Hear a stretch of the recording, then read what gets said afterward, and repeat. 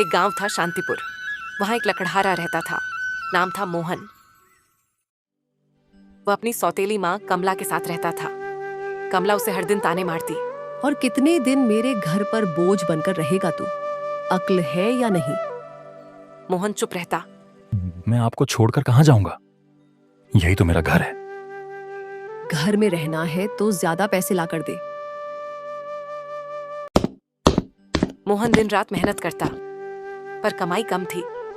उसकी पत्नी सीता बहुत सहनशील थी। वह सास के सारे ताने चुपचाप सहती।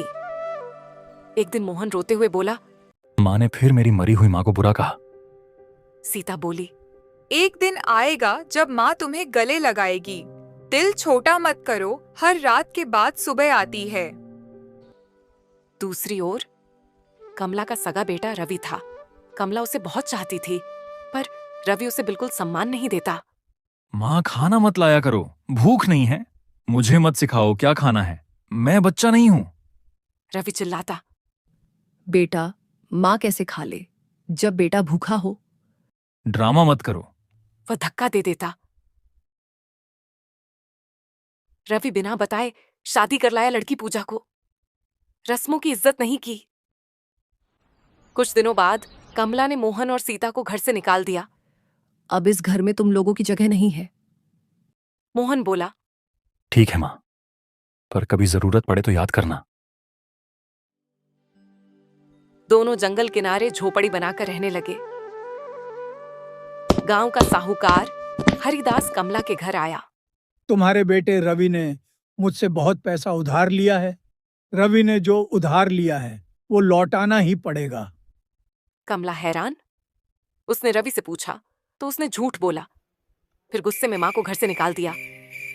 कमला रात भर भटकती रही, भूख प्यास से बीमार हो गई। उसी समय मोहन और सीता उसे मिल गए। माँ, ये क्या हालत बना ली? मेरी करनी मेरे सामने खड़ी है बेटा। मैंने तुम्हारे साथ बहुत अन्याय किया बेटा, माफ कर दे। कमला रो पड़ी। मोहन बोला, माँ, मैं आज भी आपका बेटा हूं। वे उसे अपने घर ले आए, पर आदत नहीं बदली। ठीक होने के बाद भी कमला सीता को ताने देती। तुम्हारी सेवा में भी मुझे कोई मतलब दिखता है। संपत्ति के लालच में आई हो मेरी सेवा करने। सीता सब सहती रही। हम बस इंसानियत निभा रहे हैं माँ, और कुछ नहीं।